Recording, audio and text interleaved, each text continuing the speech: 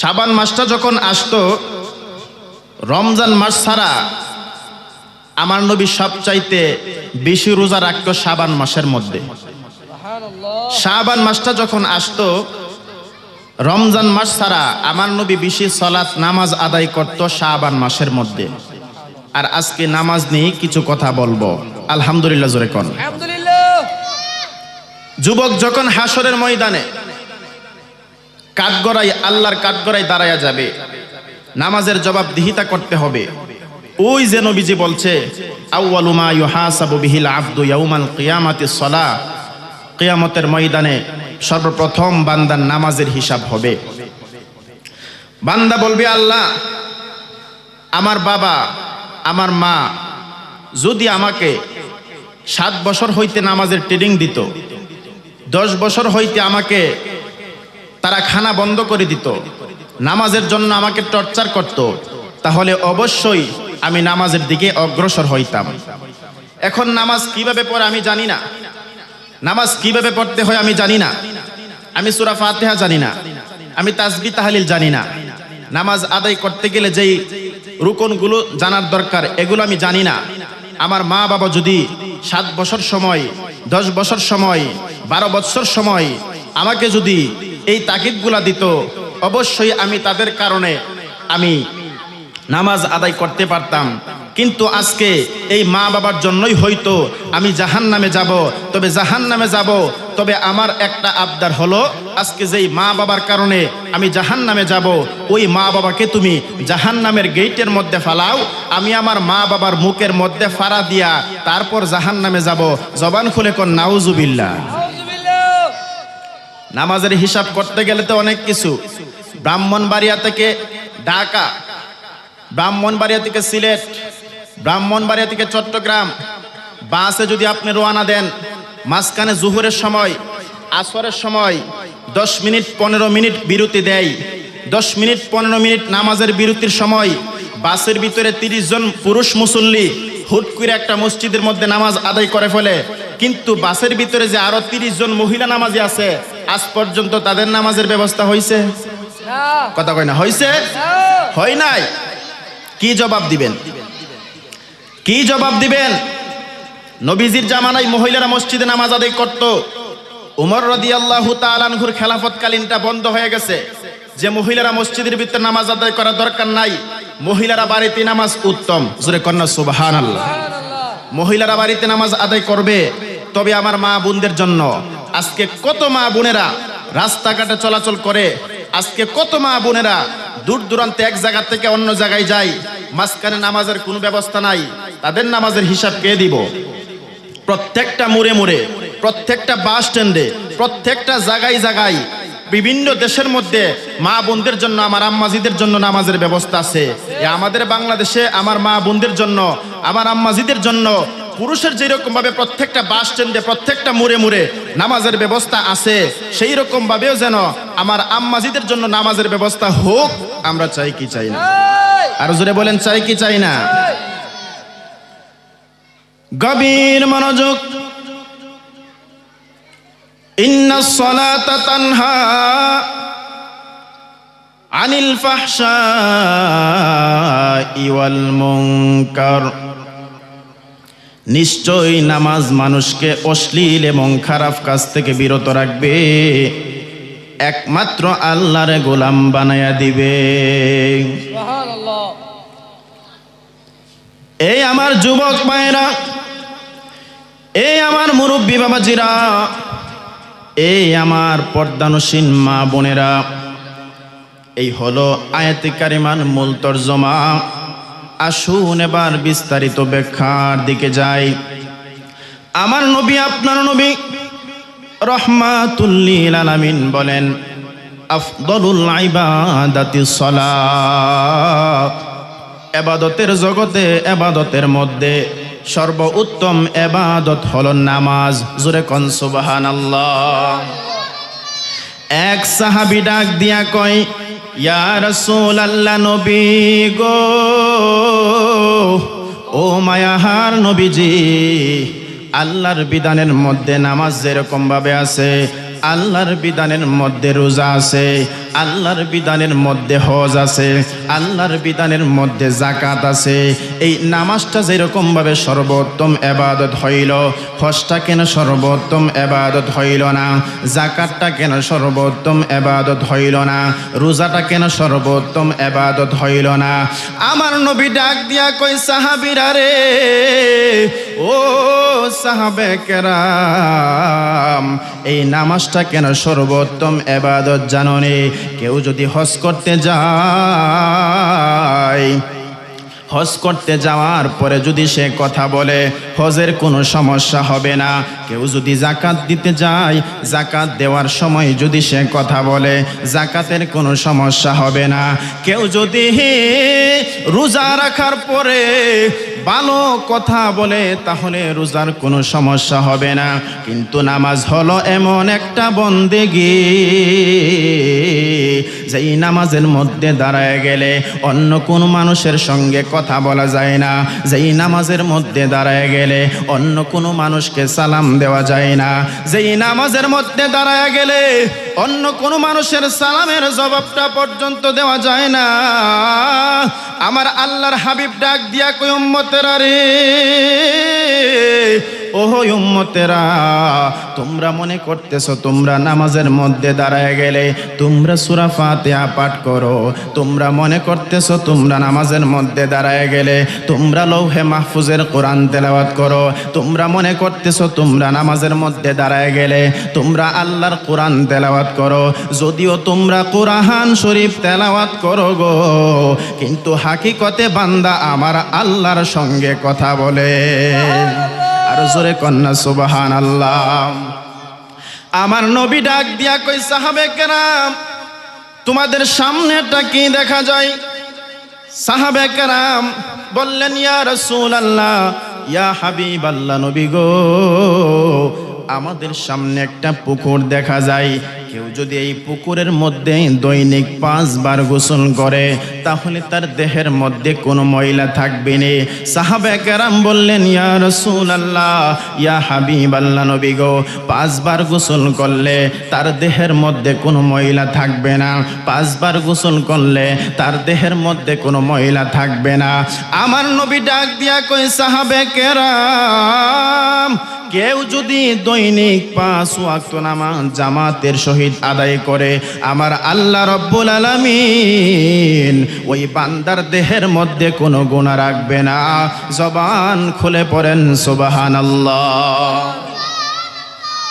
5 ওয়াক্ত নামাজ পড়লে সাধারণ বান্দা হয়, কিন্তু কেউ যদি 5 ওয়াক্ত নামাজের পাশাপাশি বেশি বেশি নফল ইবাদত করে, ফরজের পাশাপাশি কেউ যদি বেশি বেশি তাহাজ্জুদের নামাজ আদায় করে, ফরজের পাশাপাশি কেউ যদি বেশি বেশি ইশরাকের নামাজ আদায় করে, ফরজের পাশাপাশি কেউ যদি বেশি বেশি সালাতুত তাসবিহ নামাজ আদায় করে, ফরজের পাশাপাশি কেউ যদি বেশি বেশি তাহাজ্জুদের নামাজ আদায় করে, আউবিনের নামাজ আদায় করে, ইশরাকের নামাজ আদায় করে, হাজতের নামাজ আদায় করে, আমার আল্লাহর হাবিব ডাক দিয়া কই, সাহাবে কেরাম, কেউ যদি ফরজের পাশাপাশি বেশি বেশি নফল ইবাদত করে, ওই বান্দাটা আর সাধারণ বান্দা থাকে না, ওই বান্দাটা আস্তে আস্তে আল্লাহর ওলির কাতারে চলিয়া যায়। আর জোরে কন্যা সুবহানাল্লাহ। আল্লাহ ডাক দিয়া কয়, হাবিব, আমি আপনাকে উঠাইয়া আইনা সাক্ষাৎ করলাম, আমি অন্য কোন নবীরে আমার বাড়িতে আনি নাই, আদম নবীরে আমি আল্লাহর বাড়িতে আনি নাই, নূহ নবীরে আমি আল্লাহর বাড়িতে আনি নাই, ইদ্রিস নবীরে আমি আল্লাহর বাড়িতে আনি নাই, জাকারিয়া নবীরে আমি আল্লাহর বাড়িতে আনি নাই, মুসা নবীরে আমি আল্লাহর বাড়িতে আনি নাই, ইউনুস নবীরে আমি আল্লাহর বাড়িতে আনি নাই, ইউসুফ নবীরে আমি আল্লাহর বাড়িতে আনি নাই। 1,24,000 পয়গাম্বর, কাউকে আমি আল্লাহর বাড়িতে আনি নাই। আমি আল্লাহ আপনাকে মহব্বত করি গো, আপনি নবী কষ্ট পাইলে আমি আল্লাহ কষ্ট পাই। আল্লাহু আকবার, জোরে বলেন। আপনি নবী কষ্ট পাইলে আমি আল্লাহ কষ্ট পাই, আর আপনার উম্মতরা কষ্ট পাইলে আপনি নবী কষ্ট পান। ইয়া রাসূলুল্লাহ, ইয়া হাবিবাল্লাহ, নবী গো আপনাকে আমি আমার বাড়িতে আনলাম, রজব মাসের মধ্যে আমি আল্লাহর বাড়িতে আনলাম। আনার পরে আপনার মন ভালো না, আপনার উম্মতের জন্য আমি হাদিয়া স্বরূপ 5 ওয়াক্ত নামাজ দিয়া দিলাম।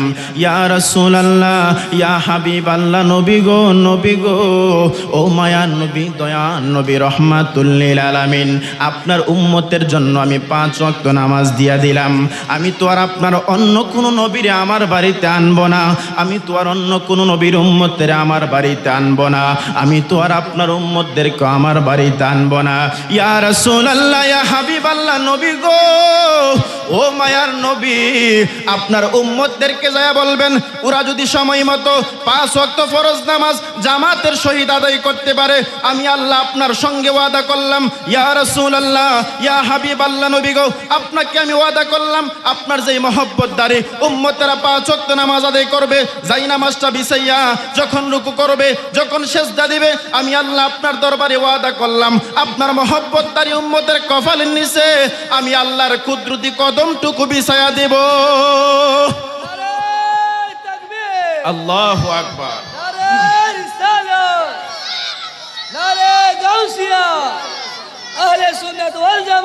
জিন্দাবাদ, জিন্দাবাদ। আপনারা বলেন তো নামাজ কয় ওয়াক্ত? 5 ওয়াক্ত। জবান খুইলা কর না, কয় ওয়াক্ত? 5 ওয়াক্ত। সূরা হুদ, সূরা বাকারা, এই দুইটার মধ্যে 5 ওয়াক্তের কথা উল্লেখ আছে। এই 5 ওয়াক্ত নামাজ যখন আসলো, সর্বপ্রথম হযরতে আদম আলাইহিস সালামকে দুনিয়ার মধ্যে লামাই দিল। কেন? ওই যে গন্ধম ফলের জন্য, মনে আছে না আপনাদের? যখন নামাই দিছে, আদম নবী ডাক দিয়া কই, রব্বানা যালামনা আনফুসানা ওয়া ইল্লাম তাগফির লানা ওয়া তারহামনা লানাকুনান্না মিনাল খাসিরিন। জোরে কন্না সুবহানাল্লাহ। রব্বানা, হে আমাদের রব, যালামনা, আমরা জুলুম করেছি, আনফুসানা, আমাদের নিজের উপর, ওয়া ইল্লাম তাগফির লানা, যদি তুমি আমাদেরকে ক্ষমা না করো, লানাকুনান্না মিনাল খাসিরিন, আমরা ক্ষতিগ্রস্তদের অন্তর্ভুক্ত হয়ে যাব। জবান খুলে বলেন তো, ক্ষমা করার মালিক কে? আর জোরে বলতে হবে, ক্ষমা করার মালিক কে? পাহাড় পরিমাণ গুনাহ করছেন, হারাম খাইয়া গুনাহ করছেন, মানুষের মনে কষ্ট দিয়া গুনাহ করছেন, আর আজকের মহিজবের রহমানিয়া যুব সংগঠনের মাহফিল আইসা বুঝা ফেলাইছেন আমার হারাম খাওয়াটা ঠিক হয় নাই, মানুষের মনে কষ্ট দেওয়া ঠিক হয় নাই, অন্যের মনে কষ্ট দেওয়া ঠিক হয় নাই, অন্যকে জুলুম করা ঠিক হয় নাই, আমার গুনাহ করা ঠিক হয় নাই। খোদার কসম করে বলে দিয়ে যাই, আজকের মাহফিলে চোখের পানি ছাড়তে দেরি হবে, আল্লাহ গুনাহ মাফ করতে দেরি হবে না। কথা বলেন ঠিক কি না? গুনাহ মাফের মালিক কে?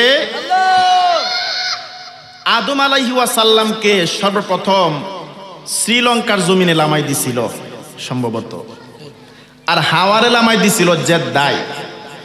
দুইজনে দুই দিক দিয়া এমন ভাবে লামাই দিছে, 300 বছর পর পর্যন্ত কানছে, আল্লাহ আমাদের ভুল হয়ে গেছে, তুমি আমাদেরকে ক্ষমা করে দাও। তবে একটা কথা মনে রাখবেন, আদম নবীর ভুলটা ছিল ইজতিহাদি ভুল, এটা না কোনো অপরাধ, না কোনো গুনাহ, শুধুমাত্র উম্মতের শিক্ষার জন্য। জোরে কন্না মারহাবা। আদম আলাইহিস সালাম ডাক দিয়া কয়, আল্লাহ আমাদের ভুল হইছে, তুমি আমাদেরকে মাফ করে দাও। আল্লাহ রব্বুল আলামিন মাফ করে না। 360 বছর কাছাকাছি কানলো, কিন্তু আল্লাহ মাফ করে না। শেষ পর্যন্ত আদম নবী কই, আল্লাহ তুমি যে আমার মাফ করো না, আমি তোমার কাছে তওবা করব। আদম আলাইহিস সালাম রাতের বেলায়, গভীর রাতে যখন তওবা করতেছে, হঠাৎ করে আদম নবীর পাশে, আদম নবীর কাছে একটা হরিণ চইলা আসছে। জোরে কন্না সুবহানাল্লাহ। সুবহানাল্লাহ। আয়েশা আদম নবীর সালাম দিছে, আদম নবী সালামের জবাব দিছে। আদম আলাইহিস সালাম হরিণের পিঠের মধ্যে হাত বুলাইয়া দিছে, হরিণের মধ্যে কস্তুরী নামক নিয়ামত তৈরি হয়ে গেছে। যখন কস্তুরী নামক নিয়ামত পাইল, হরিণ চইলা গেল, রাস্তা দিয়া যাইতেছে, আর অন্যান্য পশু পাখিরা ডাক দিয়া কই, কি ব্যাপার হরিণ, তুমি এই নিয়ামত পাইলা কেমনে? তখন হরিণ ডাক দিয়া কয়, এই জমিনের মধ্যে একজন পয়গাম্বর আছে, যার হাতের পরশে আল্লাহ আমারে এই নিয়ামত দান করছে। তখন সব পশু পাখি ডাক দিয়া কইতেলে আমাদের তো নিয়ামত দরকার। সব পশু পাখি, বাঘ, ভাল্লুক, ঘোড়া, হাতি, যত প্রাণী জগৎ ছিল সব প্রাণী জগৎ দৌড়ায় গেছে আদম নবীর কাছে। যাইয়া আদম নবীর সালাম দিছে। আদম নবী সালামের জবাব দিছে। দেওয়ার পরে আদম নবী প্রত্যেকের পিঠের মধ্যে হাত বুলাইয়া দিছে, কিন্তু তারা কেউ এই কস্তুরী নামক নিয়ামত পাইল না। যখন পাইল না তখন তারা ডাক দিয়া কই, কি ব্যাপার নবী, হরিণী কস্তুরী নামক নিয়ামত পাইল, কিন্তু আমরা এই কস্তুরী নামক নিয়ামত পাইলাম না, তার কারণটা কি? তখন আদম নবী বলছিলেন যে তোমরা পাইছো না এই জন্য কারণ হরিণী আসছিল আমার মহব্বতে, ভালোবাসায়, আর তোমরা আসছো কস্তুরী নামক লুবে, এই জন্য আল্লাহ তোমাদেরকে এই নিয়ামত দান করে। গভীর মনোযোগ। আদম আলাইহি ওয়াসাল্লাম গো রাতের বেলায় আল্লাহর জিকির করে, আর আমার আল্লাহরে ডাক দিয়া কই, আল্লাহ আমাদের দুইজনের ভুল হয়ে গেছে, তুমি আমাদেরকে ক্ষমা করে দাও। কিন্তু আল্লাহ রব্বুল আলামিন তাদেরকে ক্ষমা করে নাও। এখন কিন্তু আমি ফজরের নামাজের বয়ান করতেছি। আমি বলছিলাম মসজিদটা দেখে আলোচনা করার মন চাচ্ছে, যেহেতু টার্গেট হলো মুসলিমদেরকে নামাজি বানানো। কথা কন্যা ঠিক কিনা? এই জন্য যুবক, নবীর মহব্বত যুবকের অন্তরে আছে। যুবকরাই তো মসজিদের মেহমান হবে। যার অন্তরে নবীর মহব্বত নাই, এদের নামাজের কোনো দাম নাই। কথা কন ঠিক কিনা? এই জন্য আমার বাবাজিরা রে, ও আমার পর্দানসীন মা বোনেরা, আদম আলাইহি ওয়াসাল্লাম ডাক দিয়া কই, আল্লাহ আমাদের দুইজনের ভুল হয়ে গেছে, তুমি আমাদেরকে মাফ করে দাও। কিন্তু আল্লাহ রব্বুল আলামিন তাদেরকে মাফ করে না। এই আলোচনাটা কিন্তু আপনারা অনেকেই জানেন। এরপর আমি শুরু থেকে শেষ পর্যন্ত একটা ধারণা দেওয়ার জন্য, যেহেতু সব সময় আপনাদের সামনে আলোচনা করার সুযোগ হয় না, তবে আপনাদের কাছে আমি দুইটা জিনিস চাই। একটা হলো মনোযোগ, আর একটা হলো ধৈর্য। ধৈর্য না দিলে আপনি বুঝতে পারবেন না, মনোযোগ না দিলে আপনি আলোচনা বুঝতে পারবেন না। আদম আলাইহি ওয়াসাল্লাম ডাক দিয়া কই, আল্লাহ গো আমাদের দুইজনের ভুল হয়ে গেছে, তুমি আমাদেরকে মাফ করে দাও। কিন্তু আল্লাহ রব্বুল আলামিন তাদেরকে মাফ করে না। হঠাৎ করে আদম নবী ডাক দিয়া কয়, 300 বছর পর পর্যন্ত কানলাম, তুমি আমাদেরকে মাফ করো না। এখন শেষ পর্যন্ত তোমার কাছে একটা ফরিয়াদ করব। আদম নবী ডাক দিয়া কয়, আল্লাহ গো, ও আমার আল্লাহ, তোমার বন্ধুর নামের খাতিরে তুমি আমাদেরকে মাফ করে দাও। সুবহানাল্লাহ। আর জোরে কন্যা সুবহানাল্লাহ। এই এই এই আল্লাহ ডাক দিয়া কই, ইয়া আদম কাইফা আরাফতালি মুহাম্মদ, হে আদম তুমি কেমন করে মুহাম্মদ রে চিনলে? আদম আলাইহি ওয়াসাল্লাম কই, ইয়া রব্বি, হে আমাদের রব, তুমি যখন আমাদের মধ্যে রূহ দিয়েছিলা, তুমি যখন আমাদের মধ্যে প্রাণ দিয়েছিলা, ফারাইতু আলা সাকিল আরশ, আমরা যখন আরশে আজিমের দিকে লক্ষ্য করেছিলাম, আমরা তখন দেখতে পেরেছিলাম তোমার নামের পাশে একটা নাম দেখা যায় জান্নাতের গেটের মধ্যে, তোমার নামের পাশে একটা নাম দেখা যায়। মারহাবা কি জোরে বলবেন না? আদম নবী ডাক দিয়া কই, আল্লাহ আমরা যখন জান্নাতের ভিতরে দেখলাম, ওই জান্নাতের গাছের পাতায় পাতায় তোমার নামের পাশে একটা নাম দেখা যায়, আমরা বুঝতে পারলাম ওই নামওয়ালা বড় সম্মানী লোক, ওই নামওয়ালা বড় সন্দার, ওই নামওয়ালা আপনার কাছে অনেক প্রিয়। ও আল্লাহ, ওই নবীর খাতিরে তুমি আমাদেরকে মাফ করে দাও। আল্লাহ ডাক দিয়া কই, আদম, ও আদম, তুমি যদি 300 বছর আগে আমার বন্ধুর নামটা লইয়া আমার কাছে ক্ষমা চাইতা, আমি আমার বন্ধুরে কত ভালোবাসি, তুমি যদি 300 বছর আগে আমার বন্ধুর নামটা লইয়া আমার কাছে ক্ষমা চাইতা, আমি আমার বন্ধুর খাতিরে 300 বছর আগেই তোমারে মাফ করে দিতা। আর জোরে কন্যা সুবহানাল্লাহ। এরপরে আদম নবীর ক্ষমা হওয়ার যে সময়টা, টাইমটা ছিল, ওই সময়টা ছিল তাহাজ্জুদের সময়। যখন আদম আলাইহি ওয়াসাল্লাম দেখলেন আকাশের মধ্যে সাদা সাদা ভাব দেখা যায়, তখন তিনি 2 রাকাত শুকরিয়াতান 2 রাকাত নামাজ আদায় করলেন।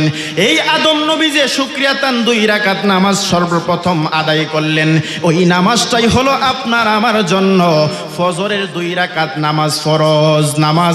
জবান খুলে পড়েন আল্লাহু আকবার। এখন যদি আপনাদেরকে প্রশ্ন করি, ফজরের নামাজ সর্বপ্রথম পড়ছে কোন নবী? কথা কয় না, কোন নবী? আদম নবী। মনোযোগ দেওয়া লাগবে বাজান। ফজরের নামাজ সর্বপ্রথম পড়ছে কোন নবী? আদম নবী। এখন যদি প্রশ্ন আসে, হুজুর জোহরের নামাজটা কোন নবী পড়ছে? আদম নবী যদি ফজরের নামাজ পড়ে থাকে, জোহরের নামাজটা কোন নবী পড়ছে? জোহরের নামাজটা কিন্তু বাজান আদম নবী পড়ে নাই। জোহরের নামাজটা কিন্তু নূহ নবী পড়ে নাই। জোহরের নামাজটা কিন্তু অন্য কোন নবী পড়ে নাই। 1 লক্ষ মতান্তরে 2 লক্ষ 24,000 পয়গাম্বরের মধ্যে একজন মাত্র পয়গাম্বর জোহরের নামাজটা আদায় করেছে, যার নাম হলো হযরতে ইব্রাহিম খলিলুল্লাহ। জবান খুলে কোন সুবহানাল্লাহ। মুসা কালিমুল্লাহ, ইব্রাহিম খলিলুল্লাহ।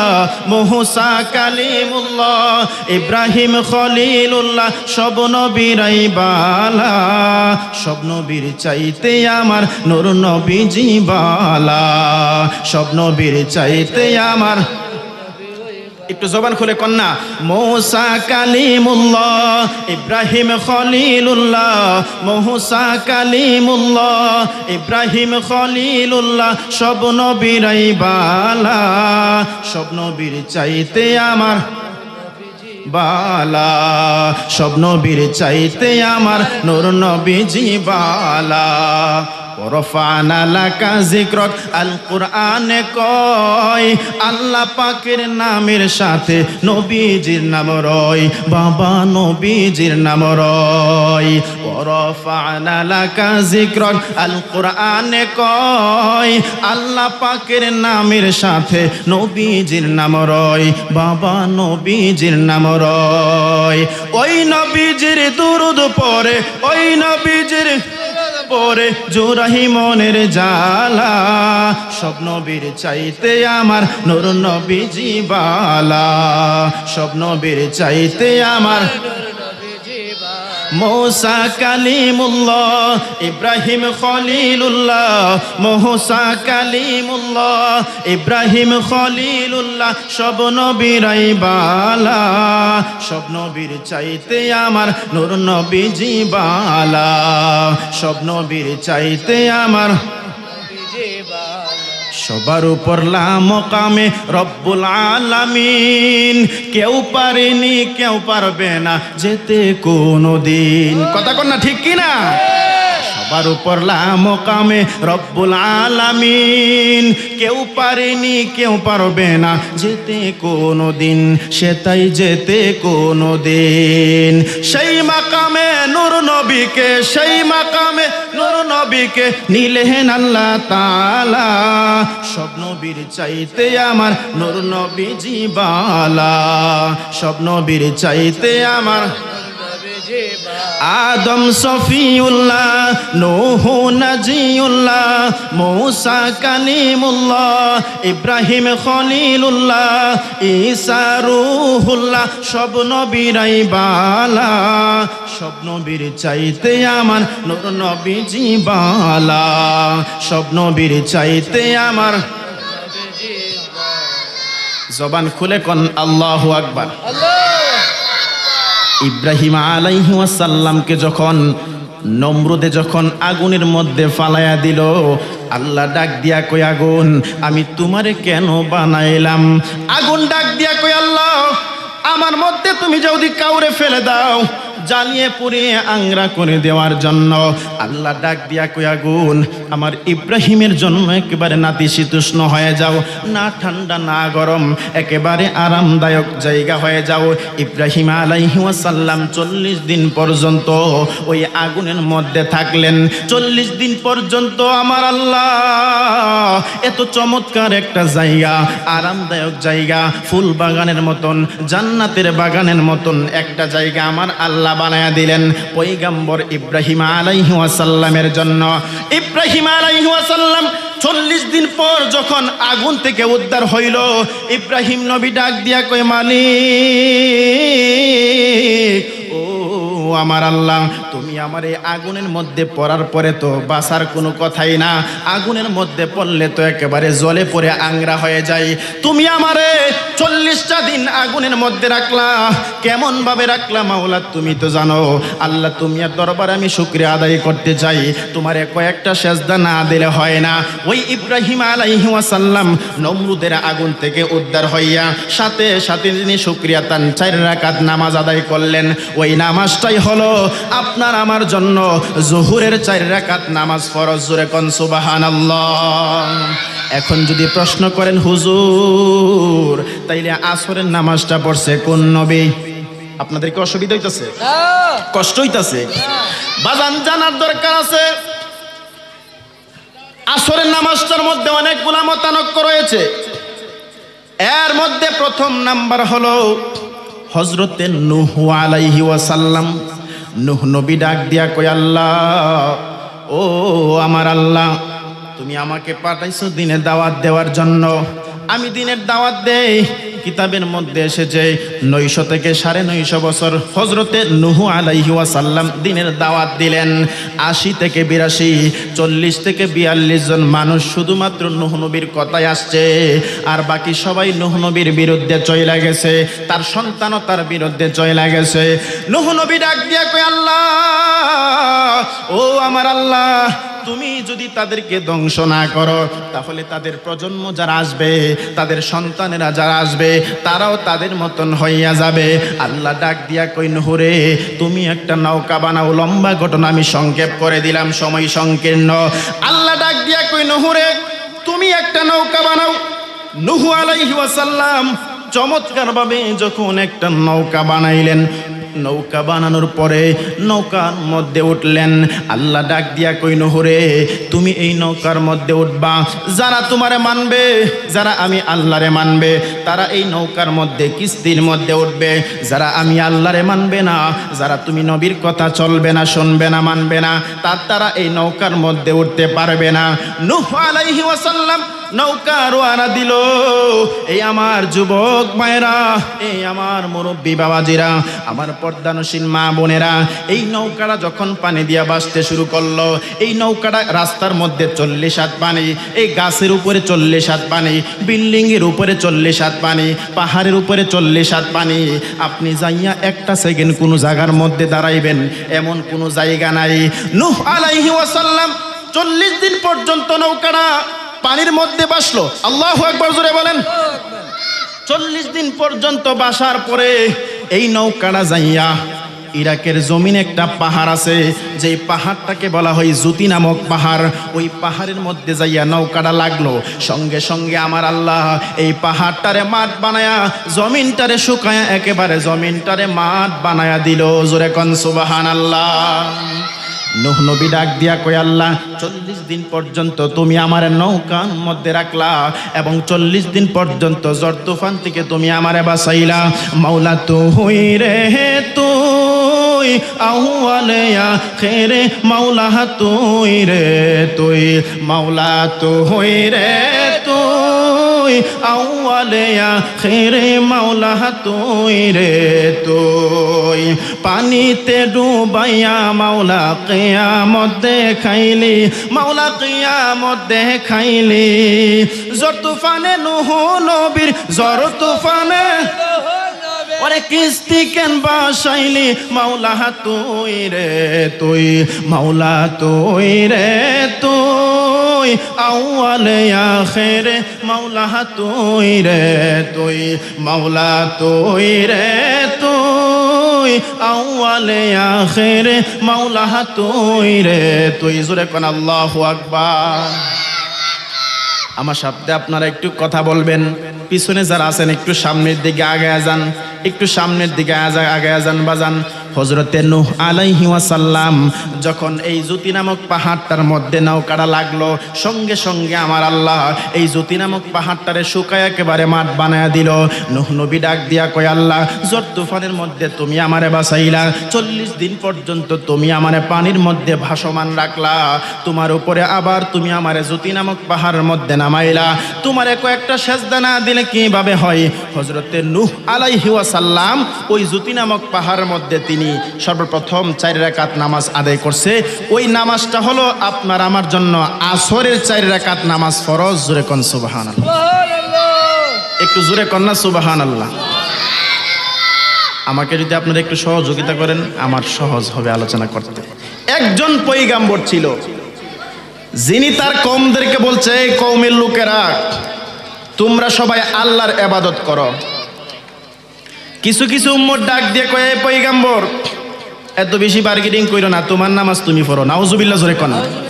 আচ্ছা, আমি যদি আপনাদেরকে এই মুহূর্তে বলি যে বন্ধু সুবহানাল্লাহ বলেন, আপনারাও যদি সুবহানাল্লাহ না কয়া যে কোন আপনার সুবহানাল্লাহ আপনি কোন, আচ্ছা এটা কি আদব হইল না বিয়াদবি হইল? কথা কই না, আদব হইল না বিয়াদবি হইল? তো নবী ডাক দিয়া কই, তোমরা যে আমার সাথে এমন ভাবে বিয়াদবি করছো, আমি অধিকাংশ সময় একটা কথা বলে থাকি যে নবীরা যদি বদদুয়া করে উম্মতের জন্য 100% কবুল। জোরে কন্না সুবহানাল্লাহ। মা বাবা যদি সন্তানের জন্য বদদুয়া করে, এটাও কবুল। সুবহানাল্লাহ। শিক্ষক যদি ছাত্রের জন্য বদদুয়া করে, এটাও কবুল।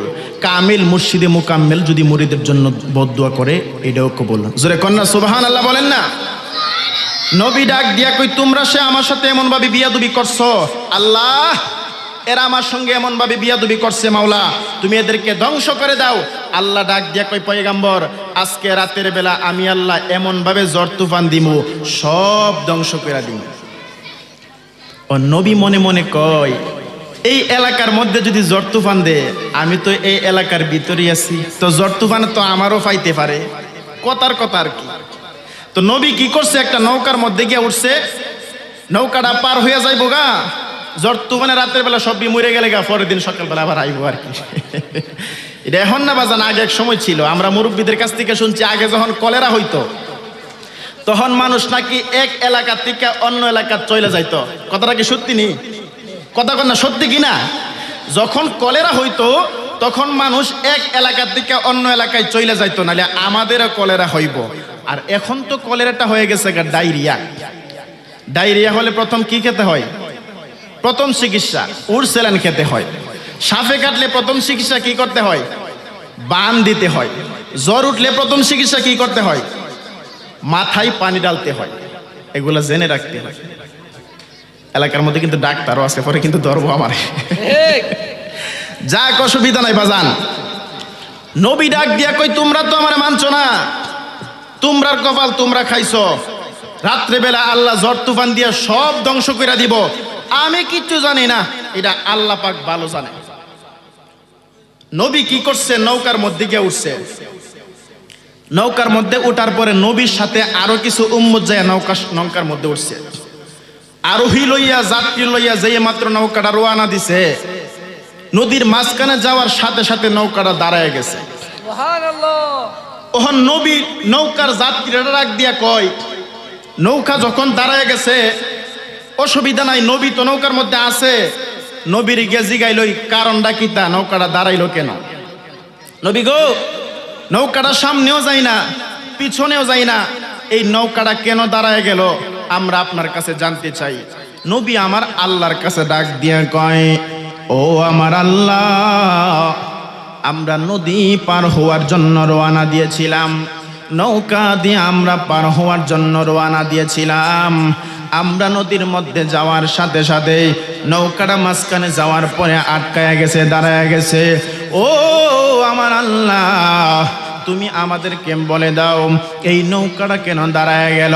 এবার আমার আল্লাহ ডাক দিয়া কই, নৌকার যাত্রীরা মনে মনে কই, নৌকার মধ্যে মনে বেশি মালামাল হয়ে গেছে, তারা কিছু জিনিসপত্র বোঝাই কিন্তু জাহাজ থেকে পানির মধ্যে ফেলে দিল, কিন্তু তারপরেও নৌকার সামনের দিকে যায় না।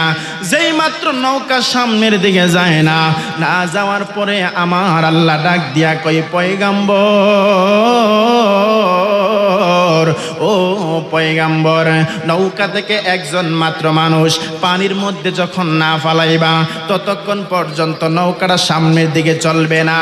নবী ডাক দিয়া কই, আল্লাহ, নৌকার মধ্যে পানির মধ্যে না পড়লে নৌকাটা সামনের দিকে আসলেই অগ্রসর হবে না, সামনের দিকে চলবে না।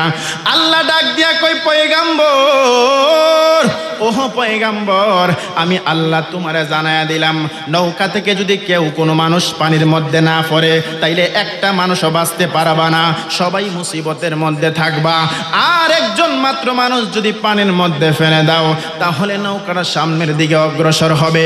নবী যাইয়া ডাক দিয়া কই, উম্মত, ও আমার উম্মত, আমার আল্লাহ আমারে বলেছে নৌকা থেকে একজন মাত্র মানুষ পানির মধ্যে ফেলে দিলে এই নৌকাটা সামনের দিকে অগ্রসর হবে, চলতে শুরু করবে। আর যদি কেউ পানির মধ্যে না পড়ে তাহলে নৌকাটা এখানেই থাকবে, সবাই মুসিবতের মধ্যে থাকবে। এই কথা শোনার পরে কে পড়বে পানির মধ্যে, কে পড়বে? এবার এক মহিলা যায় আরেক মহিলারে কয়, তোমার তো 10টা সন্তান, একটারে পানির মধ্যে ফালাই দেও না। ওই বিড়ি ডাক দিয়া কই, লাত্তি দিয়া সাফার দাঁত ফালাই দিই না। তোর মন চাইলে তোর সন্তানকে ফেলা, তুই আমার সন্তানের দিকে নজর দিস কি লিগা? কথা কন না, ঠিক কি না? সন্তান কানা হোক, সন্তান বুবা হোক, সন্তান আতর হোক, পৃথিবীর সবার কাছে সন্তান আতর হইতে পারে, সবার কাছে ল্যাংরা হইতে পারে, সবার কাছে বুবা হইতে পারে, কিন্তু একটা মানুষের কাছে সন্তানের কানা, ল্যাংরা, বুবা কিছুই আসে যায় না। ওই মানুষটার নাম হলো জনম দুঃখী মা। কথা বলেন ঠিক কি না? তোর মন ছেলে তুই পড়, তোমার তো একটা সন্তান অসুস্থ, এটারে ফালাই দো না, যেহেতু আমরা সদস্য লোক পার হয়ে যাম গা, অসুবিধা কি তা? তোর তো সন্তান আছে, নাহলে তুই ফুইরা যাইগা, তুই আমার সন্তানের দিকে নজর দিস না। আচ্ছা কন তো, মা বাবা সন্তানের প্রতি মায়া আছে না নাই? জোরে বলতে হবে, আছে না নাই? আপনার কাছে আরেকবার সন্তান কোনো কিছু না হইতে পারে, কিন্তু যার যার বাপ মার কাছে সন্তান অনেক দামি। কথা বলেন ঠিক কি না? আমারে বাড়িতে গিয়া আমার আম্মারে গিয়া কি গো, তোমার সব জীবন সুন্দর, এই ফুটটা কালো হইল কি লিয়া? আমি কইলাম, আমাকে কালোই বালা, ফুট তো আমার, কালো হইলে আমারও। তো যেই মহিলার 10 জন সন্তান, আগে তো এক একজনের করে 10 জন, 12 জন, 8 জন সন্তান হইতো, আর এখন তো ডিজিটাল, ছেলে হোক মেয়ে হোক দুইটাই যথেষ্ট। কথা কয় না, কথা কয় না, কই কিনা, কই কিনা, যুবক ভাইরা বলো কই কিনা? ছেলে হোক মেয়ে হোক দুইটাই যথেষ্ট, মরবিল একটা যদি পানি তুইরা মইরা জায়গা। কথা কোন ঠিক নেই? ওগো শোনার শোন, একটা সন্তান যখন থাকবো, সন্তানদের যখন পড়াশোনা করাইবা, মাথার গাম পায়ে ফেলায় যখন পরিশ্রম করে রাত দিন পরিশ্রম করে যখন সন্তানটারে রক্তকে পানি বানায়া যখন সন্তানটারে মানুষের মতো মানুষ করবা, সন্তান যখন বড় হইয়া চাকরি করব, রাস্তা দিয়ে আইতে যাইতে যখন ট্রাকের নিচে পুরা মরে যাবো গা, তখন বুঝবা একটা সন্তানের দাম কত। কথা কোন ঠিক কি না? শেষে কি আল্লাহ, তুমি যদি আমার আর একটা সন্তান দিতা, বুড়া বিড়িলিকে সন্তান দিব। এই জন্যই নবী বলছে, হাসরের ময়দানে আমি সকল নবীদের সামনে অন্য কোনো জিনিস নিয়ে গর্ব করব না, আমি শুধুমাত্র একটা জিনিস নিয়ে গর্ব করব। 1,24,000 পয়গম্বরের সামনে আমি আমার নিজের উম্মত নিয়ে গর্ব করব যে আমার উম্মতের সংখ্যা বেশি। জোরে কন্যা সুবহানাল্লাহ। তো খাইব কইতিকা দেন, তুই এটা কি বাইর করছে এখন? খাইব কইতিকা, জায়গা হই নাই, চলবো কেমনে? জবান খুলে কোন তো রিজিকের মালিককে? আল্লাহ। আর জোরে কন্যা রিজিকের মালিককে? এই কথাগুলা কিন্তু ওয়াজের ময়দানে বলা ঠিক না বাজান। এরপর উলামায়ে কেরাম হিসেবে ফতোয়ার কিছু ব্যাপার আছে। কথা কোন ঠিক কি না? দুনিয়ার খাবারের বয়ে আর দুনিয়ার জায়গার বয়ে সন্তান হত্যা করা এটা কবিরা গুনাহ, হারাম। কথা বলেন ঠিক কি না? যেই মহিলার 10 জন সন্তান, মহিলারে ডাক দিয়া কই, তোমার তো 10টা সন্তান, একটারে পানির মধ্যে ফালাই দেও। সব মা বাপেরই তো সন্তানের প্রতি মায়া আছে, আছে না নাই? কথা কই না, আসেনিও আছে। যাইয়া কই, নবী গো, পানির মধ্যে তো কেউ পড়তে রাজি হয় না, এখন কি করব? নবী আমার আল্লাহর কাছে ডাক দিয়া কয়, ও আমার আল্লাহ, পানির মধ্যে কেউ পড়তে রাজি হয় না, এখন কি করব গো মাওলা? আল্লাহ ডাক দিয়া কয়, পয়গম্বর, পানির মধ্যে যদি কেউ পড়তে রাজি না হয়, নৌকাটা সামনের দিকে অগ্রসর হবে না। তুমি একটা কাজ করো, নৌকার মধ্যে তুমি একটা লটারির ব্যবস্থা করো। লটারির মধ্যে সবার নাম থাকে, মনোযোগ বাজান মনোযোগ, লটারির মধ্যে সবার নাম থাকবে, যার নামটা লটারির মধ্যে উঠে যাবে ওই মানুষটাকে পানির মধ্যে পড়ে যাইতে হবে। এবার পয়গম্বর ডাক দিয়া কয়, উম্মতেরা, ও ও আমার উম্মতেরা, আমার আল্লাহ আমারে বলেছে নৌকা থেকে মানুষ যদি কেউ পড়তে রাজি না হয় তাহলে একটা লটারির ব্যবস্থা করার জন্য। এবার লটারির মধ্যে সবার নাম থাকবে। এবার নবী যাইয়া ওই নৌকার মধ্যে সবার নামটুকু লিস্টি করলেন, সবার নামটুকু নৌকার মধ্যে দিলেন। আর নৌকাটা পানির মধ্যে ভাসতেছে, নদীর কুহুল নাই কিনার নাই রে। রূপকাষ্ঠেরি নৌকাখানি, রূপকাষ্ঠেরি নৌকাখানি নাই ডুবার বই পারে। কে যাবি নহবীর নৌকাতে আয় পারে, কে যাবি নহবীর নৌকাতে আয়। জবান খুলে কি আল্লাহু আকবার বলবেন না? নবী ডাক দিয়া কই, আমার আল্লাহ আমারে বলছে নৌকার ভিতরেই একটা লটারির ব্যবস্থা করার জন্য। পয়গম্বর যখন সবার নাম লইয়া লটারির মধ্যে যখন ব্যবস্থা করলো, শেষ পর্যন্ত যখন লটারি টান দিল, নৌকার মধ্যে মুরব্বী মানুষ আছে রে বাবারা, নৌকার মধ্যে অসংখ্য মহিলা আছে, নৌকার মধ্যে ছোট ছোট মানুষ আছে, কিন্তু শেষ পর্যন্ত দেখা গেল অন্য কোনো নাম ওঠে নাই, ওই পয়গম্বরের নাম লটারির মধ্যে উঠটা গেছে। আর জোরে কন্যা সুবহানাল্লাহ। নবীর নাম যখন উঠটা গেছে, নবী ডাক দিয়া কই আমার নাম উঠটা গেছে, আমি পয়রা যাই। হঠাৎ করে একজন উম্মত ডাক দিয়া কই, পয়গম্বর আপনারে অনেক ভালোবাসি গো নবী, আপনার কর্ম আমি উম্মতের জন্য ধর্ম গো নবী, আপনার পানির মধ্যে পড়ার দরকার নাই। আর যদি জানতাম আপনার নামটা লটারির মধ্যে উঠবে গো নবী, বিয়াদবি মাফ করবেন গো নবী, আপনার নামটাই আমি দিতাম না গো নবী। ও মায়ার নবী, আপনি পানির মধ্যে পড়ানো দরকার নাই, আপনার বদলেতে আমি পানির মধ্যে পইরা যাই। নবী ডাক দিয়া কই, উম্মত নৌকাটা পানির মধ্যে যাওয়ার পরে আটকায়া যাবে, এই নৌকাটা পানির মধ্যে যাওয়ার পরে অগ্রসর হবে না, সামনের দিকে যাবে না, পিছনের দিকে যাবে না, কোনো দিক দিয়ে যাবে না, নৌকা থেকে কেউ পানির মধ্যে পড়তে রাজি হবে না। এই নৌকাটার মধ্যে লটারির ব্যবস্থা হবে, লটারির মধ্যে যার নাম উঠবে ওই ব্যক্তিটাকে পানির মধ্যে পড়ে যাইতে হবে। এটা দুনিয়ার কোনো মানুষের সিদ্ধান্ত না রে, এটা স্বয়ং আমার আল্লাহর সিদ্ধান্ত। আপনারা জবান খুলে বলেন ঠিক কিনা? নবী যখন পানির মধ্যে লাফ দিছে, সঙ্গে সঙ্গে একটা বুয়াল মাছে গিলে খাইলো ইউনুস নবী রে। হাইরে ইউনুস নবী রে, ওরে দুয়া ইউনুসের উসিলাই, দুয়া ইউনুসের উসিলাই বাছাইলা তারে মাওলা তুই রে তুই, মাওলা তুই রে তুই, আউয়াল আখির মাওলা তুই রে তুই, মাওলা তুই রে আউয়াল আখির মাওলা তুই রে তুই। মনসুর হাল্লাজের কলবে আনাল হক বলাইলি, মাওলা আনাল হক বলাইলি, শুলেতে চড়াইয়া তারে, শুলেতে চড়াইয়া তারে প্রেম জগৎ দেখাইলি, মাওলা তুই রে তুই, মাওলা তুই রে তুই, আউয়াল আখির মাওলা তুই রে তুই, মাওলা তুই রে তুই, আউয়াল আখির মাওলা তুই রে তুই। জবান খুলে পড়েন আল্লাহু আকবার। নবী যখন পানির মধ্যে লাফ দিল বাজান, সঙ্গে সঙ্গে একটা বোয়াল মাছ আইসা ইউনুস নবীরে গিল্লা ফালাইল। যখন ছোট মাছটা ঈসা নবীরে খায়া ফেলল, ওই দিক দিয়া বড় একটা মাছ নিয়ত করছিল ইউনুস নবীরে কিলবে। এবার ওই মাছটা যাইয়া, ছোট মাছটা যাই মাছটা ইউনুস নবীরে খায়া ফেলছে, ওই মাছটারে গিল্লা ফালাইছে। মাছের ভিতরে মাছ, আবার মাছের ভিতরে ইউনুস নবী। জবান খুলে কি আল্লাহু আকবার বলবেন না? যেই মাত্র নবী মাছের পেটের ভিতরে গেল, নবী ডাক দিয়া কয়, আল্লাহ গো, ও আমার আল্লাহ, আমার মনে হয় ভুল হয়ে গেছে, আমি একজন পয়গাম্বর, আমি একজন নবী, তাইলে আমার তো এরকম মুসিবতের মধ্যে পড়ার কথা না গো আল্লাহ। ও আল্লাহ, ওই যে ইজতিহাদি ভুল, না কোনো অপরাধ, না কোনো গুনাহ, শুধুমাত্র উম্মতের শিক্ষার জন্য। এবার আমাদের নবী কি ওই হযরত ইউনূস আলাইহিস সালাম কি করলো?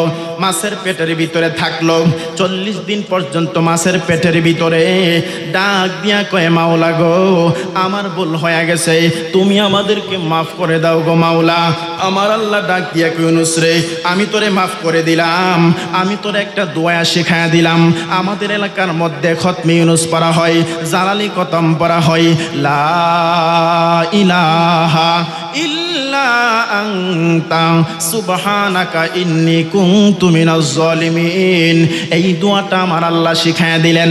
ইউনূস আলাইহিস সালাম মাছের পেটের ভিতরে পানির মধ্যে যখন এই দোয়াটা পড়তে শুরু করলেন, 40 দিন পর্যন্ত মাছের পেটের ভিতরে পানির ভিতরে থাকতে থাকতে যখন দোয়াটা পড়লেন, 40 দিন পর যাইয়া মাছটা যখন নদীর কিনারে যখন বমি কইরা দিল, ওই ছোট মাছটা যখন আবার বমি কইরা দিল, বমি করার পরে যখন মাছটা এমন ভাবে বমি কইরা চলে গেল, ইউনূস আলাইহিস সালাম যখন নদীর কিনারে গেল, ইউনূস আলাইহিস সালাম লক্ষ্য করে দেখতেছেন আকাশের সূর্যর যখন তাপ দিল, ইউনূস আলাইহিস সালাম 40 দিন পানির ভিতরে থাকার কারণে শরীরটা একবারে থেতলাইয়া গেছে গা, শরীরটা একবারে নরম হইয়া গেছে গা। ইউনূস নবী ডাক দিয়া কয়, আল্লাহ, ওহো আমার আল্লাহ, আমার শরীরটা একেবারে নরম বানায় ফেলছো, পানির ভিতরে রাখতে রাখতে আমার শরীরটা একবারে থেতলাইয়া ফেলেছো। এখন রুদ্রের তাপ দিয়ে আমার শরীরটারে তুমি সেঙ্গায়ও না, আমারে আর তুমি কষ্ট দিয়া না গো মাওলা। আমার আল্লাহ ওই ইউনূস নবীরে ছায়া দেওয়ার জন্য ওই নদীর কিনারে সর্বপ্রথম একটা গাছ রোপণ করলেন। ওই গাছটা আম গাছ না রে, ওই গাছটা জাম গাছ না। নদীর কিনারে আমার আল্লাহ ইউনূস নবীরে ছায়া দেওয়ার জন্য সর্বপ্রথম যেই গাছটা রোপণ করলেন, ওই গাছটার নাম হলো লাউ গাছ। জোরে কোন সুবহানাল্লাহ। নদীর কিনারে যখন এই লাউ গাছটা যখন রোপণ করলেন, লাউ গাছটা যখন আস্তে আস্তে হঠাৎ করে কুদরতিভাবে বড় হয়ে গেল। লাউ গাছের পাতাগুলা দেখবেন তো একটু বড় হয়। যখন লাউ গাছটার পাতাটা বড় হইল, তখন ইউনূস আলাইহিস সালাম ওই লাউ গাছের নিচে যাইয়া তার শরীরটারে একটু যখন গরম শক্ত বানাইল, ডাক দিয়া কয়, আল্লাহ গো, ও আমার আল্লাহ, পানির নিচে 2 মিনিট থাকতে পারি না, আবার মাছের পেটের ভিতরে বাঁচার তো কোনো প্রশ্নই ছিল না গো আল্লাহ। তুমি আমার যে ধৈর্যের পরীক্ষার মধ্যে ফালাইছো, এখন তুমি আবার আমারে উদ্ধার করছো, তুমি আবার আমারে দোয়া শিখাইয়া দিছো, তুমি আবার আমারে লাউ গাছের দিয়া ছায়া দিয়া তুমি আমারে শান্ত করলা, শরীরটারে তুমি আমারে শক্ত বানাইলা, তোমারে শুকরিয়া আদায় করব কিভাবে? ইউনূস আলাইহিস সালাম সঙ্গে সঙ্গে তিনি 4 রাকাত নামাজ আদায় করলেন। ওই নামাজটাই হলো আপনার আমার জন্য আসরের 4 রাকাত নামাজ, ফরজ নামাজ। একটু জবান খুলে বলেন আল্লাহু আকবার। কোন নামাজ? কথা কন না, কোন নামাজ?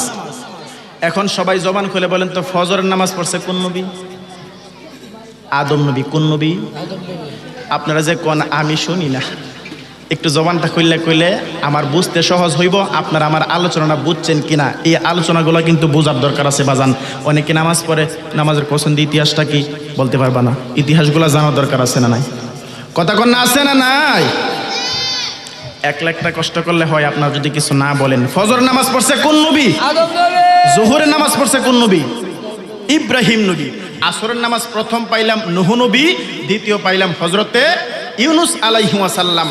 মাগরিবের নামাজ কষ্ট হইতেছে আপনাদের, অসুবিধা হইতেছে? একটু দুরূদ শরীফ পড়ুন। আল্লাহুম্মা সাল্লি আলা মুহাম্মাদ ওয়া আলা, একটু জবানটা ছেড়েন বাজান, একটু জবানটা ছেড়ে নবীর মহব্বতে পড়েন। মুহাম্মাদ আল্লাহুম্মা সাল্লি আলা মুহাম্মাদ ওয়া আলা।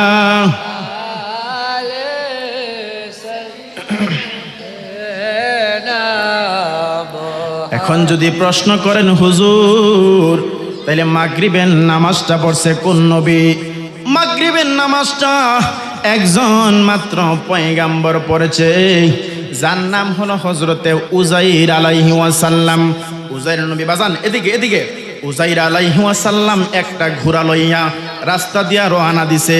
রাস্তা দিয়া যাওয়ার পথে দেখতেছে রাস্তার পাশে আমার আল্লাহ একটা জাতিকে, একটা কওমকে আমার আল্লাহ এমন ভাবে ধ্বংস করছে, একেবারে ছিন্ন বিচ্ছিন্ন, কোনো কিছু নাই, মাটির সঙ্গে একেবারে মিশাইয়া দিছে। আপনারা বলেন তো আল্লাহর দরা কি নরম না শক্ত? ইন্না বাতশা রাব্বিকা লাশাদীদ। আল্লাহর দরা নরম না, আল্লাহর দরা হলো শক্ত। এবার উযাইর আলাইহি ওয়াসাল্লাম ডাক দিয়া কয়, আল্লাহ তুমি এদেরকে এমন ভাবে তুমি ধ্বংস করলা, হাসরের ময়দানে তুমি এদেরকে আবার কিভাবে উঠাইবা? ও আল্লাহ আমি তোমার কাছে জানতে চাই। আল্লাহ ডাক দিয়া কয়, উযাইর তুমি কি বুঝবা? জি আল্লাহ বুঝবো। তুমি কি দেখতে চাও? জি আল্লাহ দেখবো। আল্লাহ ডাক দিয়া কয়, আজরাইল আমার উযাইরের রূহটা তুমি নিয়ে যাও। এই আমার যুবক ভাইরা, আজকের মাহফিলটা চলে যাইতেছে রে বাজান, এই দিনটা আর কোনো দিন আসবে না। এই জন্য আজকের মাহফিলের মধ্যে এসে যাও। হয়তো বা মাহফিলের মধ্যেও মরণ হয়ে যাইতে পারে, মাহফিল শেষ করে বাড়ির মধ্যে যাইবেন, বাড়ির মধ্যেও কিন্তু মরণ হইতে পারে রে বাজান। বাড়ির মধ্যে যাওয়ার পরেও মরণ হইতে পারে, সকালবেলা মরণ হইতে পারে, বাজারের মধ্যে মরণ হইতে পারে, রাস্তাঘাটেও মরণ হইতে পারে রে বাজান। ও তোর পিছে পিছে ঘুরছে সমন, পিছে পিছে ঘুরছে সমন, কোন দিন জানি তোর হবে সমন জারি। দেখে না মন ঝাঁক মারিয়ে দুনিয়াদারি। বলেন দেখে না মন দুনিয়াদারি। ও তোর পিছে পিছে ঘুরছে সমন, পিছে পিছে ঘুরছে সমন, কোন দিন জানি তোর হবে সমন জারি। দেখে না মন ঝাঁক মারিয়ে দুনিয়াদারি। ভাই বেরাদার আপন জনা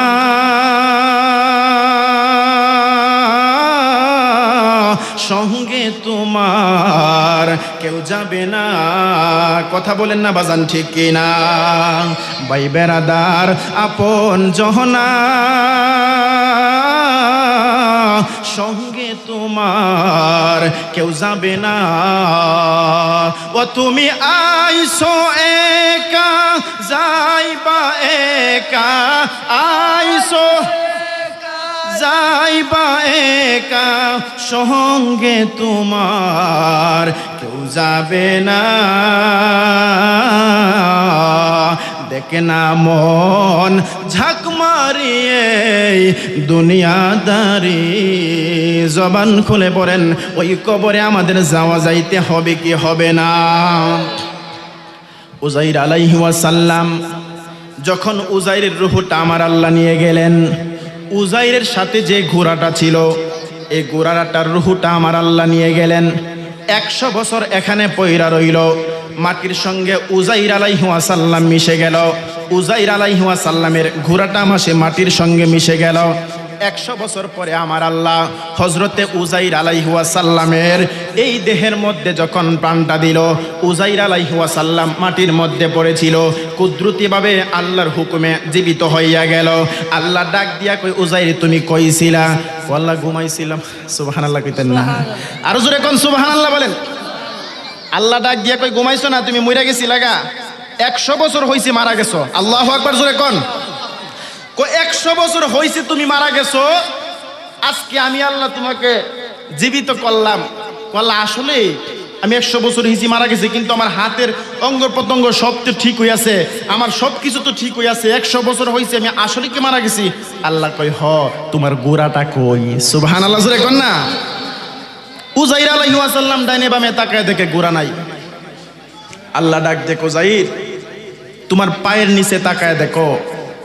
উযাইর আলাইহিস সালাম পায়ের দিকে তাকালেন, তাকায় দেখতেছে মৃত ঘোড়ার একটা মাথার খুলি দেখা যায়। জোরে কোন সুবহানাল্লাহ। আল্লাহ কই, এইটাই তোমার ঘোড়া? আল্লাহ তাআলা আমি আসলে মারা গেছিলাম? ওই তুমি আসলেই মারা গেছিলা। আল্লাহ আমারে আপনি কিভাবে জীবিত করছেন? 100 বছর হইছে মারা গেছি, অথচ আমার শরীর আগে যেরকম ছিল এরকমই কোনো ত্রুটি হয়েছে না, কোনো ক্ষতি হয়েছে না, কিন্তু 100 বছর আগে আমি মারা গেছিলাম, আজকে 100 বছর পর আমি জীবিত হয়েছি। আল্লাহ জাতিকে পরে আগে আমারে কেমনে জীবিত করছেন এটা আমারে দেখান। জোরে কন্যা সুবহানাল্লাহ। সুবহানাল্লাহ। আল্লাহ ডাক দিয়ে কয়, উজাইর ঘোড়ার দিকে তাকায়া তাকো। উজাইর আলাইহি ওয়াসাল্লাম দেখলেন মাথার খুলিটা সামনে রাখলেন। আল্লাহ ডাক দিয়া কয়, উজাইর তোমার এই মৃত ঘোড়ার মাথার খুলির দিকে তাকায়া তাকো। উজাইর আলাইহি ওয়াসাল্লাম যখন নজর দিয়া যখন এই মৃত ঘোড়ার মাথার খলির দিকে চাইয়া রইলেন, তাকায়া রইলেন, উজাইর আলাইহি ওয়াসাল্লাম দেখতেছেন আল্লাহর কুদরতিভাবে হাড্ডিগুলো একত্রিত হইয়া গেল। আল্লাহর কুদরতিভাবে যখন গোশতগুলো একত্রিত হইয়া গেল, আল্লাহর কুদরতিভাবে রক্ত মাংস হইয়া চামড়াগুলো একত্রিত হইয়া তেজি গুড়া হইয়া হযরতে উজাইর আলাইহি ওয়াসাল্লামের সামনে দাঁড়ায়া গেল। জবান খুলে বলেন সুবহানাল্লাহ। উজাইর নবী দেখার পরে আশ্চর্য হয়ে গেলেন, কি ব্যাপার? আল্লাহ আসলেই তো আশ্চর্যের ব্যাপার। আমি দেখলাম গোড়াটা কোনো কিছু নাই, অস্তিত্বহীন, কিন্তু দেখলাম তুমি আল্লাহ কুদরতিভাবে এই রকম ভাবে তুমি আল্লাহ জীবিত করলা। ও আল্লাহ আমি এখন কি করব? আল্লাহ ডাক দিয়া কয়, উজাইর তুমি এখন কি করবা? আমাকে এত কিছু দেখানোর জন্য এত কিছু তুমি করাইলা, তুমি 4 রাকাত নামাজ আদায় করো। মাগরিবের টাইম, মাগরিবের ফরজ নামাজ কত রাকাত? 3 রাকাত। জোরে কন্যা কত রাকাত? 3 রাকাত। 3 রাকাত। উজাইর আলাইহিস সালাম তে বলছে 4 রাকাত পড়ার জন্য। উজাইর আলাইহিস সালাম 3 রাকাত নামাজ ফিরা সালাম ফিরা লাইছে। 100 বছর পর্যন্ত মাটির মধ্যে ফিরে রইছে, খাওয়ান নাই, ঘুম নাই, কোনো কিছু নাই। 3 রাকাত ফিরা ভুলে সালাম ফিরা লাইছে আর কি। আল্লাহ ডাক দেখ, উজাইর তুমি কি নামাজ পড়ছো? জি আল্লাহ পড়ছি। কত রাকাত পড়ছো? আল্লাহ আমার ভুল হইছে, 3 রাকাত পড়ছি, আমি আবার পড়ি। জোরে কন্যা সুবহানাল্লাহ কোন।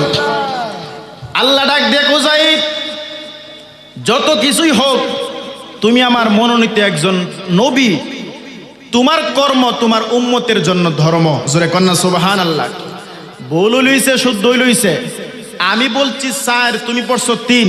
কিয়ামত পর্যন্ত যারা 3 রাকাত মাগরিবের ফরজ নামাজ পড়বে আমি আল্লাহ তাদেরকে 4 রাকাতেরই সওয়াব দিব। জোরে কন্যা সুবহানাল্লাহ বলেন না।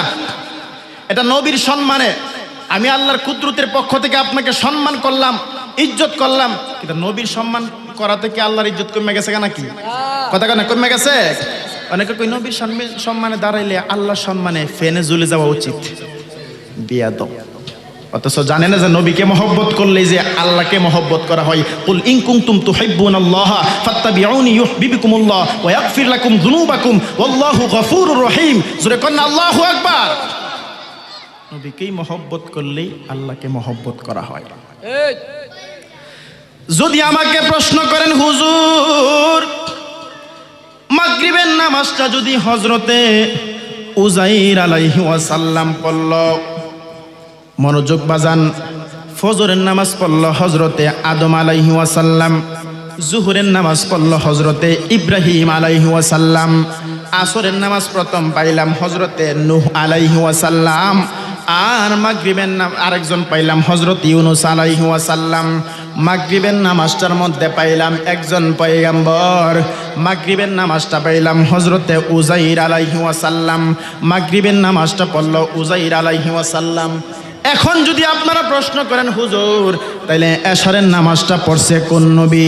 এশারের নামাজটা পড়ছে আপনার নবী, আমার নবী রাহমাতুল লিল আলামিন। জবান খুলে কি সুবহানাল্লাহ বলবেন না? আমার নবী রহমাতুল লিল আলামিন। বাজান এখানে একটা হাকিকত কয়া যায়, মনোযোগ দিয়ে শুনবেন। প্রত্যেকটা নামাজের এক একটা হাকিকত আছে বাজান। উজাই আমার নবী রহমাতুল লিল আলামিন যখন মেরাজ থেকে আসার পরে এই 4 রাকাত নামাজ আদায় করলেন, এক সাহাবী ডাক দিয়া কয়, ইয়া রাসূলুল্লাহ, ইয়া হাবিবাল্লাহ, নবী গো আপনি কেন 4 রাকাত নামাজ আদায় করলেন? আপনি তো আদম নবীর মতো 2 রাকাত নামাজ আদায় করতে পারতেন, কারণ উম্মত হইয়া দিনের বেলা কাজকর্ম কইরা রাতের বেলা নামাজটা যদি লম্বা হয় আমাদের উম্মতের তো কষ্ট হয় গো নবী, আপনি কেন কমায়া ফেললেন না? আপনি তো আদম নবীর মতন 2 রাকাত পড়তে পারতেন, আপনি তো উজাইর নবীর মতন 3 রাকাত পড়তে পারতেন, আপনি কেন 4 রাকাত নামাজ আদায় করলেন?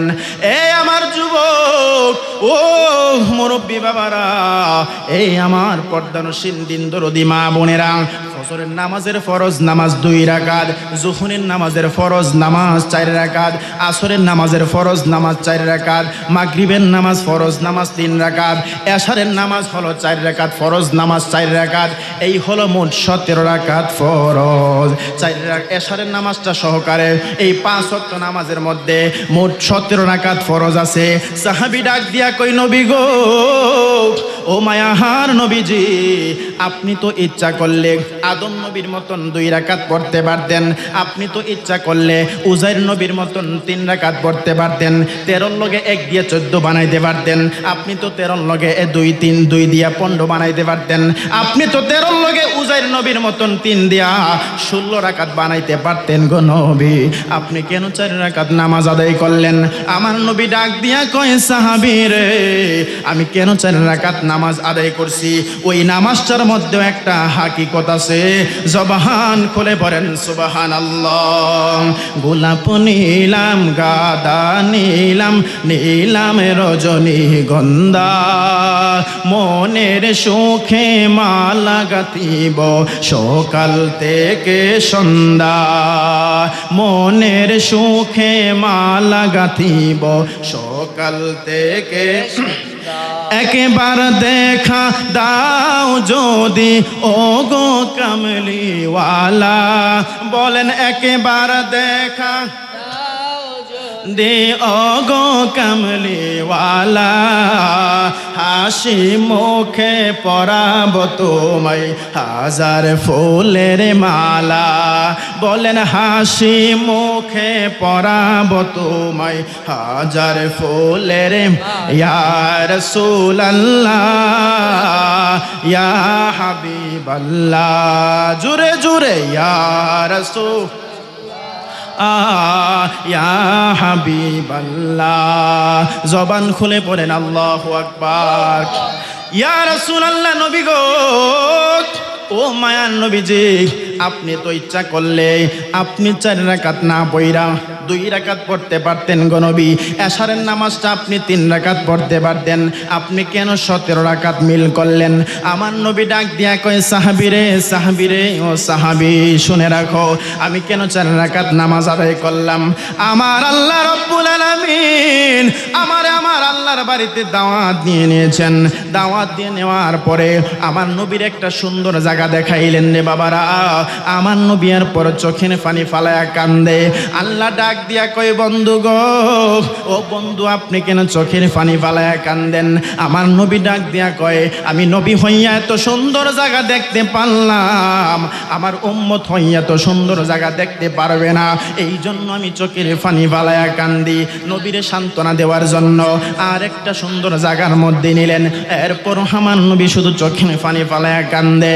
ইয়া রাসূলুল্লাহ, নবী গো, ও মায়ার নবীজি, আপনি কেন এরপর চোখের পানি বালায়া কান্দেন? আমার নবীর সান্ত্বনা দেওয়ার জন্য আর একটা সুন্দর জায়গার মধ্যে নিলেন, এরপর আমার নবী শুধু চোখের পানি ফালায়া কান্দে। আল্লাহ ডাক দিয়া কয়, বন্ধু, আমি আল্লাহর দরবারে আদম নবীর আমি আল্লাহর বাড়িতে আনি নাই, নূহ নবীর আমার বাড়িতে আনি নাই, 1,24,000 পয়গাম্বর কাউকে আমি আল্লাহর বাড়িতে আনি নাই, আপনাকে আমি আল্লাহর বাড়িতে আনলাম, এরপর আপনি কেন চোখের পানি ফালায়া কানলেন? আমি আল্লাহ আপনার এত সুন্দর জায়গা দেখাইলাম, এরপর আপনি কেন কান্দেন? আমার নবী চোখের পানি মোবারক ছেড়ে ছেড়ে কান্না করে নবীকে দ্বিতীয় আর একটা জায়গার মধ্যে নিলেন, এরপর আমার নবী কান্দে। আল্লাহু আকবার, কি জোরে বলবেন না? সবাই বলেন ইয়া রাসূলুল্লাহ, আরো করে বলেন ইয়া রাসূলুল্লাহ। উম্মতের জন্য কান্দে। ইয়া রাসূলুল্লাহ, ইয়া হাবিবাল্লাহ নবী গো, আপনি কেন কান্দেন? আমার নবীর সান্ত্বনা দেওয়ার জন্য আরেকটা সুন্দর জায়গার মধ্যে নিলেন, সান্ত্বনা দেওয়ার জন্য তৃতীয় আরেকটা জায়গার মধ্যে নিলেন। এরপর আমার নবী শুধু চোখের পানি ফালায়া কান্দে। আমার নবীকে আরেকটা সুন্দর জায়গার মধ্যে নিলেন, পঞ্চম আরেকটা সুন্দর জায়গার মধ্যে নিলেন, ষষ্ঠ আরেকটা সুন্দর জায়গার মধ্যে নিলেন, সপ্তম আরেকটা জায়গার মধ্যে নিলেন, অষ্টম নবম দশম 11 12 13 14 15 16 17টা জায়গায় আমার নবীরে সুন্দরভাবে ঘুরাইলেন। আল্লাহ ডাক দিয়া কই, বন্ধু গো, আমি আপনার এত চমৎকার চমৎকার জায়গা দেখাইলাম, আপনার উম্মতদের জন্য আমি 5 ওয়াক্ত নামাজ দিয়া দিলাম। এই 5 ওয়াক্ত নামাজের ভিতরে 17 রাকাত ফরজ আপনি নবী মিল করলেন গো নবী। ইয়া রাসূলুল্লাহ নবী গো, ও মায়ার নবী, দয়ার নবী, আপনার মহব্বতকারী উম্মতদেরকে যায় বলবেন, ওরা যদি 5 ওয়াক্ত নামাজের ফরজ নামাজ সঠিকভাবে সময় মতো আদায় করতে পারে, আমি আল্লাহ আপনাকে যেই 17টা সুন্দর সুন্দর জায়গা দেখাইলাম, আমি আল্লাহ অন্য কাউকে দেখাবো না। আমি আল্লাহ আপনার মহব্বতকারী উম্মতদেরকে যারা 5 ওয়াক্ত নামাজ সময় মতো আদায় করবে, অন্য কাউকে দেখাবো না। আপনি নবীকে আমি আল্লাহ ওয়াদা করলাম, ওই 5 ওয়াক্ত নামাজ ফরজ নামাজ 17 রাকাত আদায়কারী নামাজীদেরকে আমি আল্লাহ 17 টাকা জায়গায় ঘুরায়া ঘুরায়া তাদের হাতে জান্নাতের টিকিট দিয়া দিব। নারে তাকবীর, আল্লাহু আকবার। নারে রিসালাত, আহলে সুন্নাত ওয়াল জামাত জিন্দাবাদ। হাফেজ শহীদুল ইসলাম সাহেব। আমার বাবাজিরা, কষ্ট হইতেছে আপনাদের? না অসুবিধা হচ্ছে? না, বাবাজিরা আমার, এই জন্য আমার নবী 17 রাকাত মিল করলেন। আর একটা কথা বইলা দিয়া যায় আপনাদেরকে বাজান, আমার নবী রহমাতুল লিল আলামিন যখন এশারের নামাজটা 4 রাকাত আদায় করলেন, ওই যে উম্মতদেরকে জান্নাতে তো সুন্দর সুন্দর জায়গা ঘোরানোর জন্য, আসলে মেরাজটা হয়েছে মিন আয়াতিনা, নবীরে সুন্দর সুন্দর জায়গা দেখানোর জন্য। জোরে কন্যা মারহাবা। এক সাহাবী ডাক দিয়া কই, ইয়া রাসূলুল্লাহ, ইয়া হাবিবাল্লাহ নবী গো, আপনি দি ফজরের আগে 2 রাকাত সুন্নত নামাজ আদায় করলেন, আপনি তো জোহরের আগে 4 রাকাত সুন্নত নামাজ আদায় করলেন, আপনি কোনটা পড়লেন দইরা, আর কোনটা পড়লেন আপনি সাইরা। এই জন্য সুন্নত হলো 2 প্রকার। জোহরের আগের 4 রাকাত সুন্নত বাধ্যতামূলক পড়তে হয়, আসরের আগের 4 রাকাত সুন্নত না পড়লে, যদি সমস্যার কারণে, যদি জরুরতের কারণে না পড়তে পারেন, জবাবদিহিতা করতে হবে না। আপনি ফজরের আগের 2 রাকাত সুন্নত পড়তে হবে, এশারের আগের 4 রাকাত সুন্নত না পড়লে জবাবদিহিতা করতে হবে না। এই জন্য সুন্নত হলো 2 প্রকার। এক প্রকার সুন্নত হলো সুন্নতে মুআক্কাদা, আর এক প্রকার সুন্নত হলো সুন্নতে জায়েদা। ঠিক আছে নি? সুন্নত হলো 2 প্রকার, একটা হলো সুন্নতে মুআক্কাদা, আর একটা হলো সুন্নতে জায়েদা। সুন্নতে মুআক্কাদা বাধ্যতামূলক পড়তে হবে, কিন্তু সুন্নতে জায়েদা না পড়লে, সময়ের কারণে, ব্যস্ততার কারণে না পড়তে পারলে আল্লাহর দরবারে জবাবদিহিতা করা লাগবে না। তবে নবীর মহব্বত থাকলে কোনো সুন্নত ওই ব্যক্তি ছাড়তে পারে না। কথা বলেন না ঠিক কি না? এই জন্য আমার বাবারা, ও আমার পর্দানসীন মা বোনেরা, এক সাহাবী ডাক দিয়া কই, ইয়া রাসূলুল্লাহ, ইয়া হাবিবাল্লাহ নবী গো, আপনি যে ফজর আগে 2 রাকাত সুন্নত পড়লেন, জোহরের আগে 4 রাকাত সুন্নত পড়লেন, আসরের আগে 4 রাকাত সুন্নত পড়লেন, এশারের আগে আপনি 4 রাকাত সুন্নত পড়লেন গো নবী, আপনি কেন মাগরিবের আগে সুন্নত নামাজ পড়েন নাই গো নবী? আপনি কেন মাগরিবের আগে সুন্নত পড়েন নাই? আমার নবী ডাক দিয়া কয়, সাহাবীরা রে, আমি কেন মাগরিবের আগে সুন্নত পড়ি নাই? আমার মুহররমের কথা স্মরণ হয়ে গেল, মুহররম মাসের কথা স্মরণ হয়ে গেল। মুহররমের 10 তারিখে কি গটিল কারবালায়, হায়রে কি গটিল কারবালায়, কলিজা ফাটিয়া যায় গো, বলিলে তাহার ঘটনা।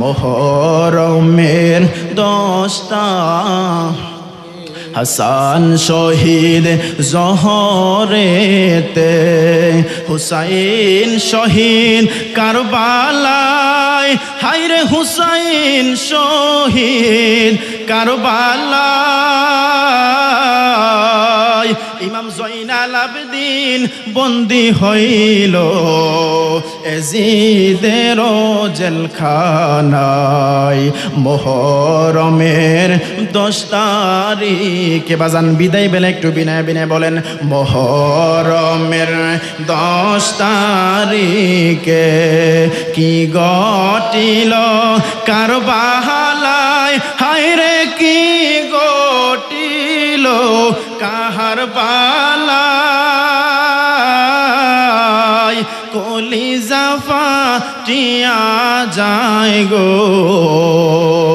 বলিলে তার ঘটনা। একবার জবান খুলে পড়েন ইয়া রাসূলুল্লাহ। সাহাবী ডাক দিয়া কই, নবী গো আপনি কেন মাগরিবের আগে সুন্নত নামাজটা আপনি পড়লেন না? আমার নবী ডাক দিয়া কই, সাহাবী আমি কেন মাগরিবের আগে সুন্নত পড়ি নাই এটা তুমি জানতে চাও? ইয়া রাসূলুল্লাহ, ইয়া হাবিবাল্লাহ, নবী গো জানার জন্যই তো প্রশ্ন করলাম গো নবী, বেয়াদবি মাফ করবেন গো নবী, মাগরিবের আগে আপনি কেন সুন্নত পড়েন নাই? আমি নবী আমি সাহাবী জানতে চাই। আমার নবী ডাক দিয়া কই, সাহাবী আমি কেন মাগরিবের আগে সুন্নত পড়ি নাই? কারণ মুহররমের কথা স্মরণ হইল এই জন্য, কারণ মুহররম মাসের 10 তারিখ হবে, জুমার দিন হবে, শুক্রবার দিন হবে। ওই মুহররম মাসের 10 তারিখে এই মাগরিবের টাইমে আসরের পরে মাগরিবের টাইমে দুনিয়াটা আমার আল্লাহ ধ্বংস করে দিবে। এই জন্য আমি মাগরিবের নামাজটা সুন্নত নামাজ আদায় করি নাই। আমার নবী ডাক দিয়া কই, সাহাবী রে আমি কেন মাগরিবের নামাজ আদায় করি নাই? একটা মাত্র কারণে মাগরিবের নামাজের আগে সুন্নত নামাজটা পড়ি নাই। কারণ এই মাগরিবের নামাজের আগে দুনিয়াটা আমার আল্লাহ ধ্বংস করে দিবে। ওই মাসটা হবে মুহররম মাস। জোরে কোন কি মাস? ওই মাসটা হবে মুহররম মাস, আর দিনটা হবে জুমার দিন। মুহররমের 10 তারিখ হবে বাজান। ওই মুহররমের 10 তারিখে মাগরিবের টাইমে আসরের পর এই জন্য আমার নবী বলেন, আল্লাহ বলেন কুল্লু মান আলাইহা ফান। আল্লাহু আকবার। একটু আল্লাহু আকবার জোরে বলতে পারবেন? কুল্লু মান আলাইহা ফান ওয়া ইয়াবকা ওয়াজহু রাব্বিকা যুল জালালি ওয়াল ইকরাম।